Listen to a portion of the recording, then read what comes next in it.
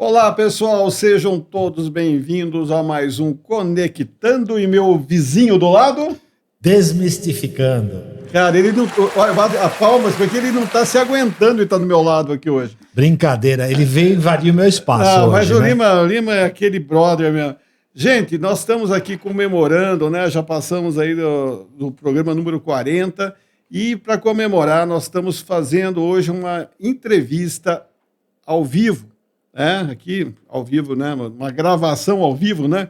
Convidados especiais. Convidados especiais. Nós estamos aqui com a doutora Mariana Rodrigues e o doutor Lucas Montenegro.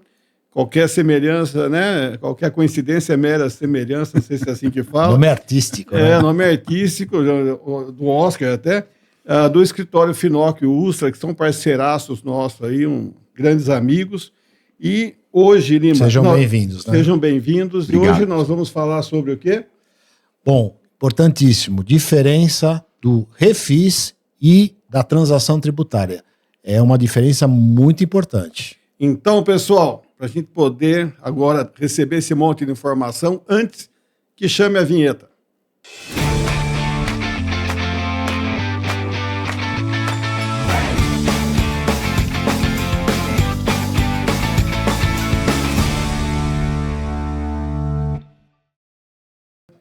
Estamos de volta agora, começando com o gás todo, né, Lima? O Lima está assim numa ansiedade, porque ele está do meu lado aqui, mas ele não está se contendo, gente.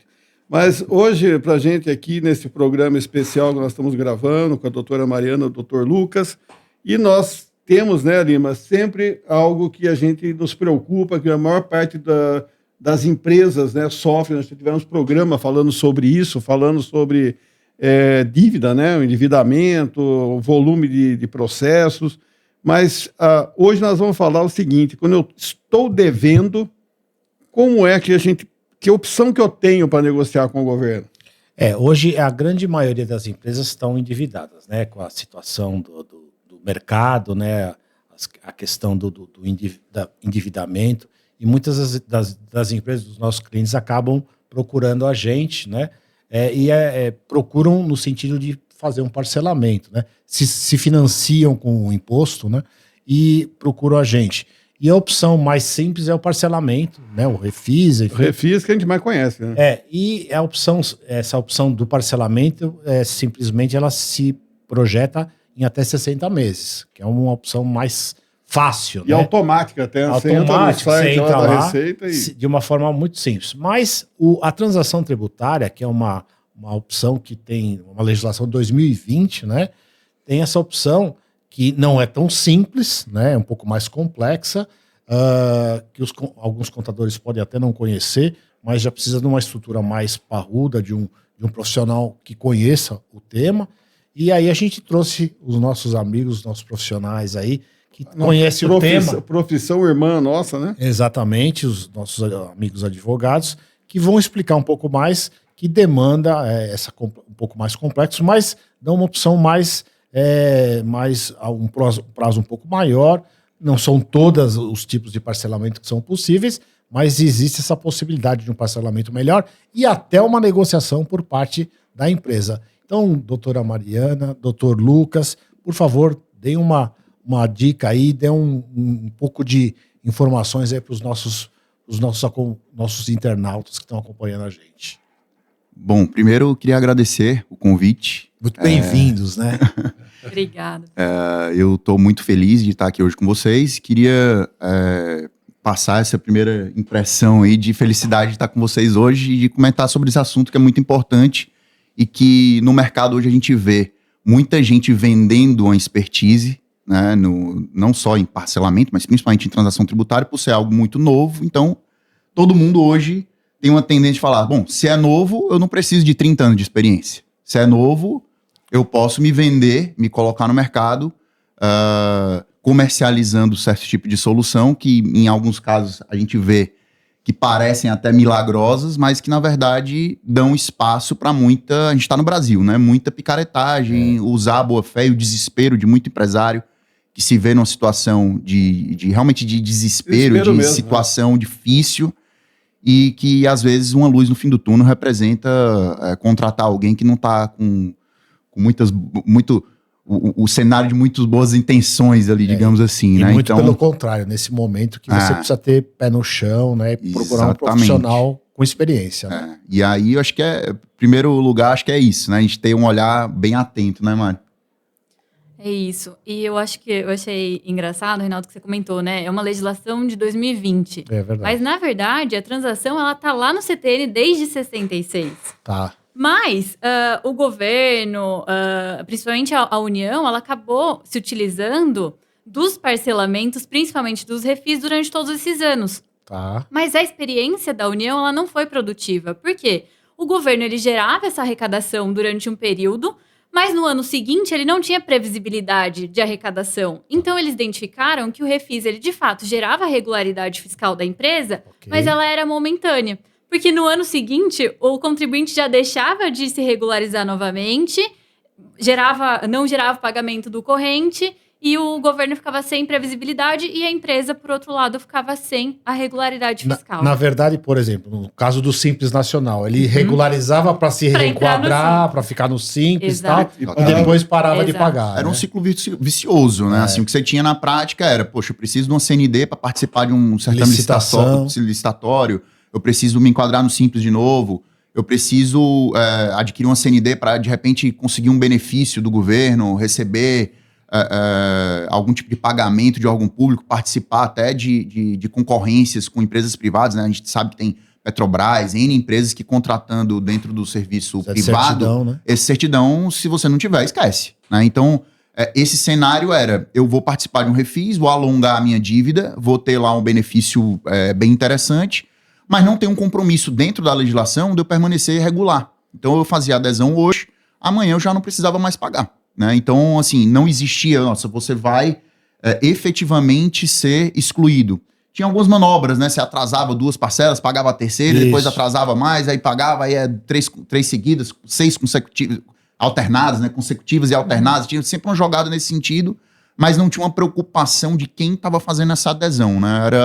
Era um terno pronto para você entrar na loja e comprar, né? Não tinha um sob medida, um olhar para a empresa que estava aderindo, E uma né? pergunta, né, que o pessoal faz muito aqui para nós e aí, vai entrar a reforma tributária, que já entrou praticamente, nós já estamos já entrando no período de transição, e tem algum refis previsto? Essa é a pergunta. Na verdade, nós não temos. Pré-reforma, né? Pré-reforma, mas nós não temos, né?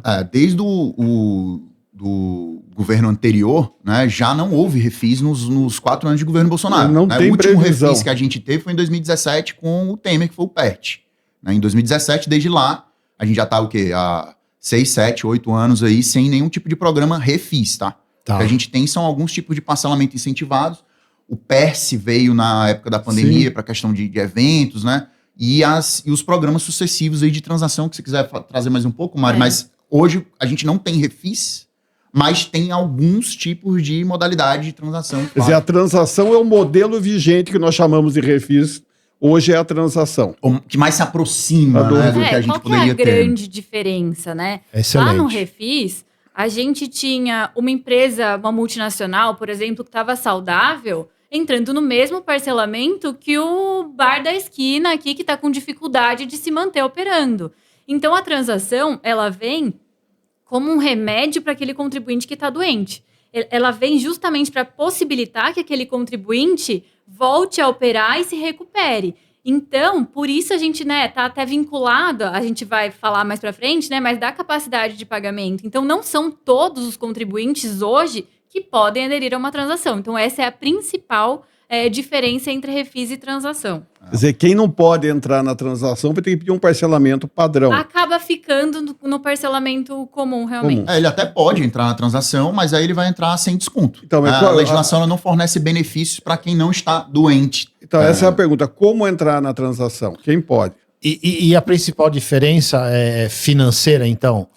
Então, quando a gente está falando de parcelas, a gente está falando de um alongamento de parcelas, assim como a gente Número tinha de parcelas, no por refis. exemplo. Hoje, a gente consegue parcelar, se a gente estiver falando de débitos fazendários, em até 120 meses ou 145 meses, se a gente estiver falando de uma empresa, microempresa, EPP, Poxa vida. pessoas físicas. Que o normal hoje são 60, né? É isso, 60.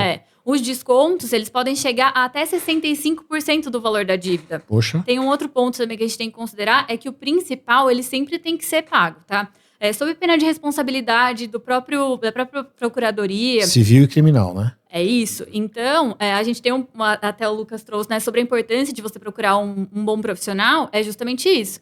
O valor do principal do débito e essa limitação de 65%, elas sempre vão ter que ser observadas. Tá. Mas a gente fala aí de até 100% de descontos de juros, multas e encargos, desde que observadas essas duas limitações. Tá. Dívida muito antiga, né? Que já rodou, já tem bastante juros. É muito comum você ver uma dívida que quando você olha a Os juros é maior do que... Juros e multa é maior do que o principal e muito, Perfeito. né? Então Uma empresa que está devendo para a Receita Federal envolvendo INSS, está devendo Fundo de Garantia, está devendo para o Estado, o ICMS, está devendo o ISS para a Prefeitura.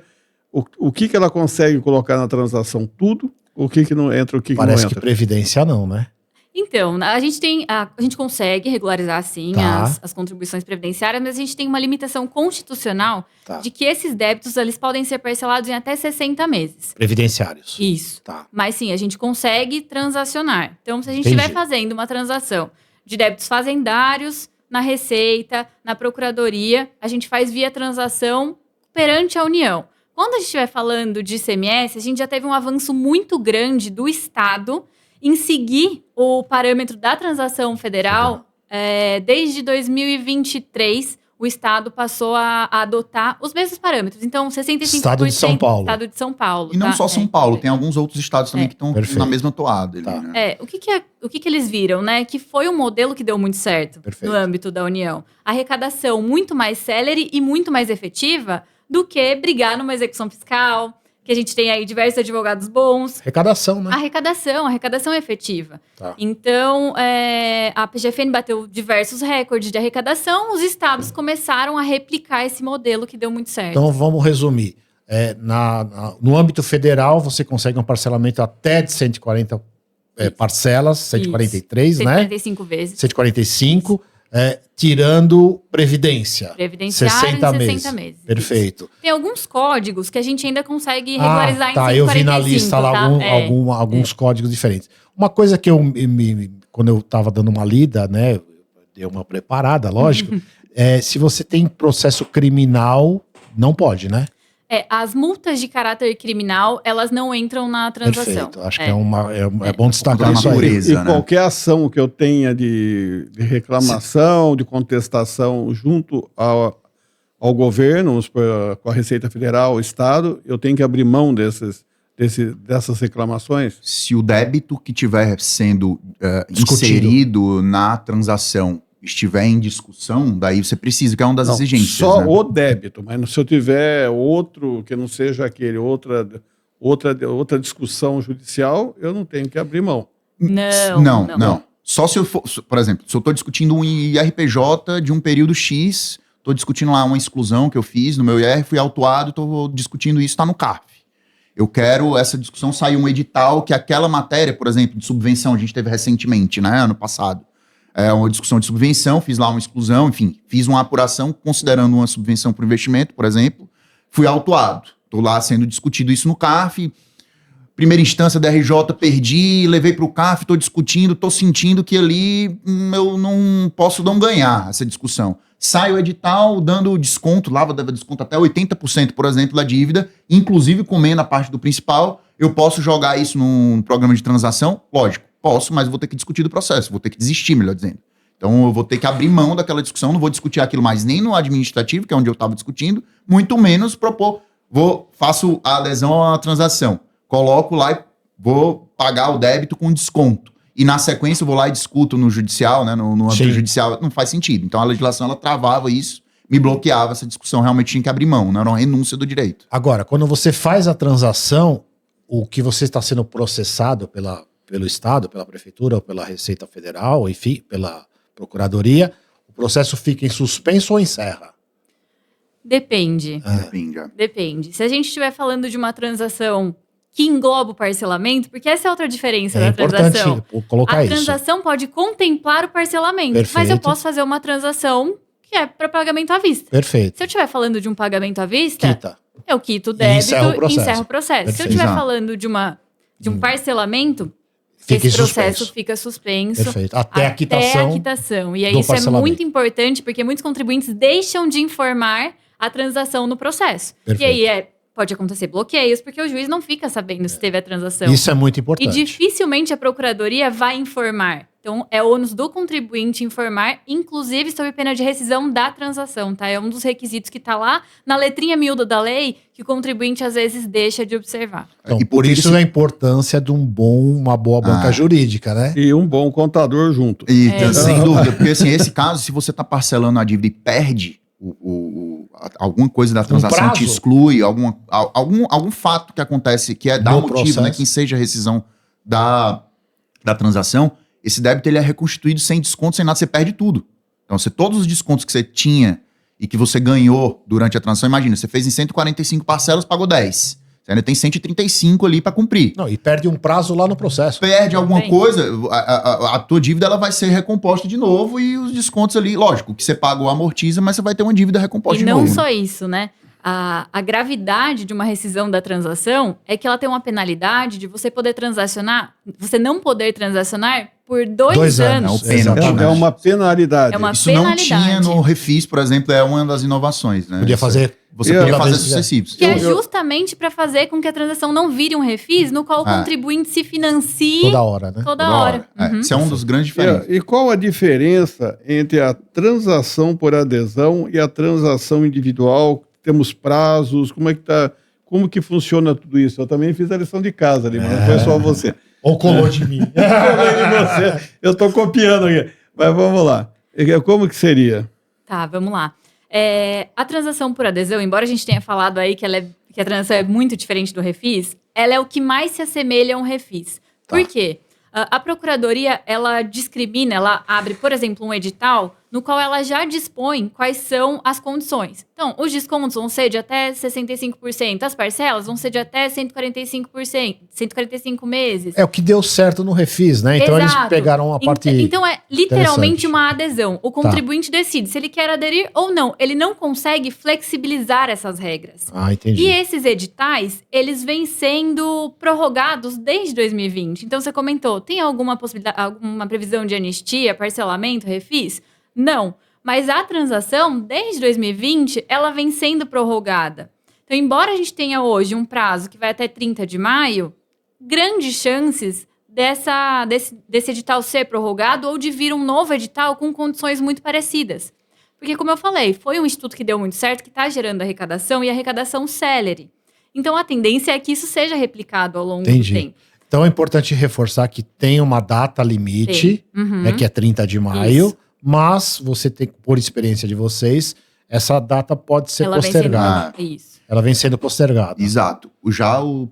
A transação individual, né? Pô, a transação por adesão, ela é uma roupa que, se você quiser entrar nela, você vai ter que fazer uma dieta, vai ter que fazer um regime. Tá. A roupa não vai mudar de tamanho. Porque ela só faz a conta lá Eu e faço, dá um valor. pra mim É ou como, não é dá. como se fosse o parcelamento. É uma outra roupagem, mas é a mesma lógica do parcelamento comum. Exato, tem os critérios pré-definidos, Sim. eu vou aderir se eu tiver dentro do requisito ali. A transação por individual, não, ela é diferente, ela é um terno sob medida realmente.